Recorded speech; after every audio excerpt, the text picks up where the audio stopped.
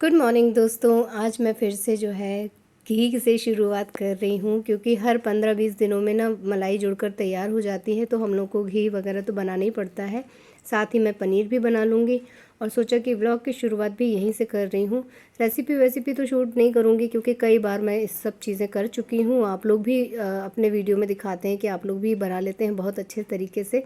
तो फार्मूला वही है, अच्छी तरह से मथ के हम लोग जो है मक्खन निकाल लेते हैं, उसका घी बन जाता है। बचे हुए दूध का हम पनीर बना लेते हैं। तो मिलती हूँ थोड़ी देर में आप सबसे। Hello everyone, welcome to my channel. दोस्तों, मेरे चैनल में आप सभी का स्वागत है और जिन्हीं सब्सक्राइबर है उनका हार्दिक अभिनंदन है। दोस्तों, कैसे हैं आप सब? मैं अंकिता जबलपुर से कर रही हूँ आप सबका स्वागत। दोस्तों, मौसम तो अपनी जगह ठीक ही ठाक है, लेकिन अब जो छुट्टियां चल रही है ना, उसका एक साइड इफेक्ट ये होता है कि जब इसको स्कूल जाना होता है तब तो हम लोग 5 o'clock उठ जाते हैं, लेकिन जब स्कूल की छुट्टी होती है या संडे होता है तो मैं ना 1 घंटा पूरा और सोती हूँ। तो आज भी वही हुआ, मैं 6:30 बजे के करीब उठी हूँ और पूरा शेड्यूल जो है ना धीरे धीरे लेट हो जाता है। मतलब कहते हैं ना कि अगर आप जल्दी उठते हैं तो आपको दिन बहुत बड़ा मिलता है, जल्दी जल्दी सारे काम अरेंज हो जाते हैं, सब कुछ जल्दी से समिट जाता है। और जिस दिन आप लेट उठते हैं वो आपका सब गड़बड़ हो जाता है। वही मेरा आज हुआ। तो काम तो बहुत सारे हैं, बहुत सारी चीज़ें हम लोग को करनी है, टारगेट बहुत सारे हैं, लेकिन अगर हम ऐसे ही अपनी नींद करते रहे ना तब तो हो चुका, फिर तो कुछ भी नहीं होने वाला है। तो आज तो खैर मैंने रेस्ट ले लिया फुल टूस, लेकिन अब मैं कल से जल्दी ही उठने वाली हूँ। और फिर भी मैंने मैनेज कर लिया था दोस्तों, क्योंकि अब तो बाऊजी भी आ गए ना, तो बाऊजी का अलग से जो काढ़ा वाढ़ा पूरा उनका जो रूटीन टाइम टेबल है वो तो हमें मैनेज करना ही करना है। चाहे आप कहीं किसी भी दुनिया में हो, आपको ये सारी चीज़ें तो करनी है। तो मैंने कर तो लिया था, लेकिन एक आलस भी आ जाता है सुबह देर से उठने में। मतलब मैंने नोटिस किया, मैं जिस दिन जल्दी उठती हूँ ना ज़्यादा एक्टिव होती हूँ, जिस दिन मैं देर से उठती हूँ बड़ा अजीब सा आलस आलस सा लगा रहता है फुल बॉडी में। खैर, एक कहीं ना कहीं मन में ये भी रहता है कि अरे छुट्टी है बच्चे की, कोई हड़बड़ी नहीं है, ये सब हो जाएगा। तो होता ही है, जो सोया वो खोया। तो मैंने आज 1 घंटा खो दिया अपना। लेकिन ठीक है, अब थोड़ा थोड़ा जो है मौसम तो खुल ही गया है और दोपहर का टाइम हम लोग को मिल जाता है काफ़ी कुछ करने के लिए। ये जो रोशनी रहती है ना, इसमें तो मैं बहुत सारे काम कर डालती हूँ। अच्छा, एक चीज़ आप लोगों को बता दूं कि किसी ने मुझसे मेरा जो प्लांट था उसका नाम पूछा था और उसके बारे में पूछा था, तो मैं बताती हूँ उसका नाम क्या है। और आपको पहले ये बता दूं कि उस पौधे की कटिंग मेरे बाबूजी लेकर आए थे और 3 साल तक वो लगा रहा गमले में, उतना ही बड़ा रहा, खूब हरियाता रहा, उसकी पत्तियां नई नई निकलती रही, लेकिन एक भी फूल का गुच्छा उसमें नहीं हुआ, एक भी। मैं क्या कहूँ कि हम लोग तरस गए थे ये सोच के कि यार ये कैसा पौधा है, कैसा प्लांट है जो हमें एक भी फूल नहीं दे रहा है। जबकि बाबूजी जब उसे लाए थे तो उसमें एक गुच्छा लगा हुआ था, बस वही उसका लास्ट गुच्छा था। 3 साल तक उसने बिल्कुल हम लोगों को नहीं दिया। हम लोग खाद पानी सब बदलते, मिट्टी बदलते, रेत वाला सारा जो जैसा बताया जाता है वो सब हम फॉलो करते थे, लेकिन फिर भी उसने हमें बिल्कुल फूल नहीं दिया। जब हमने उसे ऊपर की छत में शिफ्ट कर दिया कि जब ये फूल वूल दे ही नहीं रहा है तो इसे यहीं डाल देते हैं, हरा भरा तो है, तो उसने फूल देना शुरू कर दिया। और अब तो ऐसा नॉन स्टॉप देता है कि मैं क्या कहूँ दोस्तों। एक गुच्छा उसका जो है खिला रहता है, हम उसे प्लांट में ही लगे रहने देते हैं, और जब उसमें से भी एक का ऐसे फूल निकल के अपने आप गिरने लग जाते हैं तब हम उसे गुच्छे को तोड़ लेते हैं और उसे नीचे लाके फ्लावर पॉट में लगा देते हैं पानी में। फिर वो 1-1.5 हफ्ता चलता है। मतलब इतना अच्छा प्लांट है, तो अगर आपका मन है उसे लगाने का तो आप जरूर लगाइए। मेरा तो मन है कि मैं 2-4 ऐसे प्लांट्स जरूर ले आऊं, क्योंकि एक ही गुच्छे से आपका पूरा फ्लावर पॉट भर जाता है, इतना सुंदर लगता है, इतना ब्यूटीफुल लगता है। तो मैंने आप लोगों के साथ अपने व्लॉग में तो उसे हमेशा ही शेयर किया है, आज भी उसका नाम शेयर कर देती हूँ। दोस्तों, इस फ्लावर का नाम है एक्सेरा चिनेंसिस और ये चाइनीज़ प्लांट माना जाता है। ये किस चीज़ की प्रजाति है सारा डिटेल आपको गूगल पे मिल जाएगा, लेकिन ये ना बहुत ही ब्यूटीफुल होता है। इसका एक गुच्छा बहुत लंबा 1 मंथ चलता है दोस्तों, पूरा 1 मंथ। और जहाँ प्लांट की बात हो रही है वहाँ पे मैं बता दूं कि मैंने जो क्रेटिन का एक सैंपल लगाया था सिर्फ ट्राई करने के लिए कि ये होता है कि नहीं। मैंने बहुत सुना है कि इसे रेतीली मिट्टी में लगा दो तो ये पकड़ लेता है, इसमें नीचे जड़ निकल आती है वगैरह वगैरह, बहुत सुना था।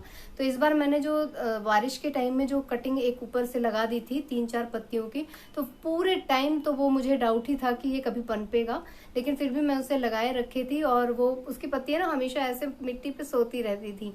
लेकिन आज मैंने देखा, नोटिस किया कि उसकी जो पत्तियां जो सोती रहती थी वो आज ऐसे चैतन्य है, तो मुझे बड़ा अच्छा लगा। वो भी मैं आपको दिखाती हूँ। ये जो है ना, ये पत्तियां ये पूरी बिछी रहती थी हमेशा, ये खड़ी हो गई है ये, और इसी में एक और ये लगाई हुई है।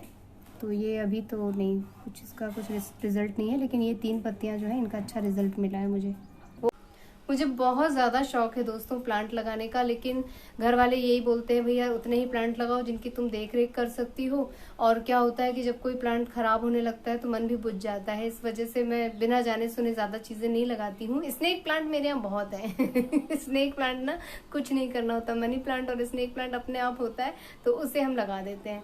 लेकिन कुछ प्लांट्स मुझे बहुत ज़्यादा पसंद है, जैसे मोरपंखी हुआ, वो भी मेरे सामने 2 प्लांट उसके भी खराब हो गए।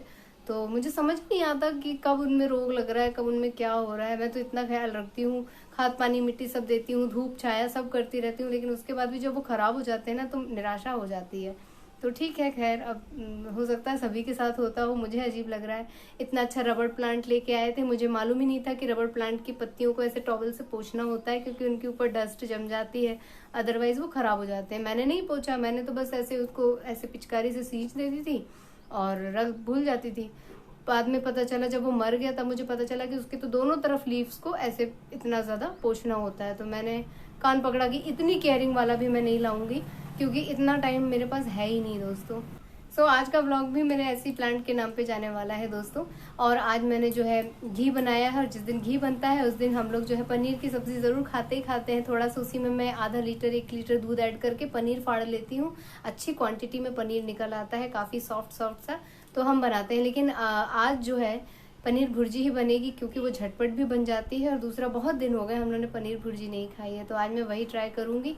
रेसिपी तो कई बार आप लोगों के साथ शेयर कर चुकी हूँ, तो देखूंगी अगर ब्लॉग लंबा नहीं होगा तो रेसिपी भी शेयर कर दूंगी। अदरवाइज तो सबको मालूम है क्या चीज़ कैसे बनती है, सब एक से बढ़ के एक चीज़ें बनाते हैं दोस्तों।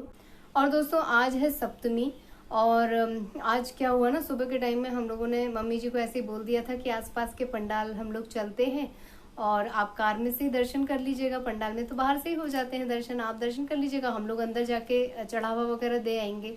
हमारे यहाँ जो बंगाली कम्युनिटी है, वहाँ बंगाली पंडाल जो बनता है वहाँ पे हर साल मम्मी पापा जी चढ़ावा देते थे। इस साल नहीं दिया गया है क्योंकि पापा जी थे नहीं, वही लेके जाते हैं। तो अब वो आ गए हैं, तो हम लोगों ने ये प्लान सुबह सुबह बनाया था और बना के हम लोग भूल गए अपने अपने काम में लग गए।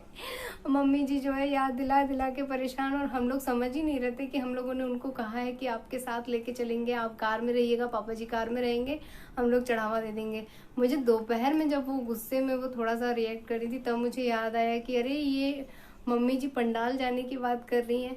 फिर उनको बोला कि अच्छा हम शाम को चलते हैं। मम्मी जी ध्यान से उतर गया, और सब कुछ लेट हो रहा था ना, तो मिस हो गया हमसे। तो आज शाम को अगर हो सकेगा तो हम लोग जो है उनके साथ जाएंगे दर्शन करने के लिए, और आप लोगों को भी दिखाएंगे। क्योंकि मैंने जो प्लान बनाया था ना कि इसके पापा आ रहे हैं और मैं पंडाल घूमने जाऊंगी और ऐसा वैसा, उस पर पानी फिर गया है। क्योंकि इसके पापा को ना यहाँ पे गर्दन में पेन हो गया है, 24 घंटे की यात्रा करके उनको कुछ क्या बोलते हैं मसल्स पेन हो गया है, तो वो उसके ट्रीटमेंट में लगे हैं अभी घर में अपने योगा से। तो उसको कब तक ठीक होगा पता नहीं। तो मैंने सोचा कि जब भागते भूत की लंगोटी भली मम्मी जी कह रही हैं दर्शन कराने को, तो इन्हीं के साथ चलते हैं, नहीं तो ये भी हाथ से निकल जाएगा। तो आज शाम को हम लोग जो है 1-2 पंडाल तो ज़रूर से दर्शन कर ही आएंगे। और बाकी तो मैं वीडियो में देख ही लेती हूँ कि हर जगह सज्जा एक से बढ़ के एक होती है। न्यूज़ में दिखाते हैं कि जबलपुर में कितने अच्छे गरबा हो रहे हैं, कैसे भव्य देवी मैया का अलग अलग पैटर्न पे पंडाल सजाया जाता है। कहीं हिमालय बना है, कहीं कुछ बना है, कहीं गुफाएं बनी हैं, कहीं काली मैया है, बहुत तरह तरह का जो है देखने को मिलता है। तो जितना हो सकेगा मम्मी जी जब तक साथ देंगी तब तक हम दर्शन कर लेंगे।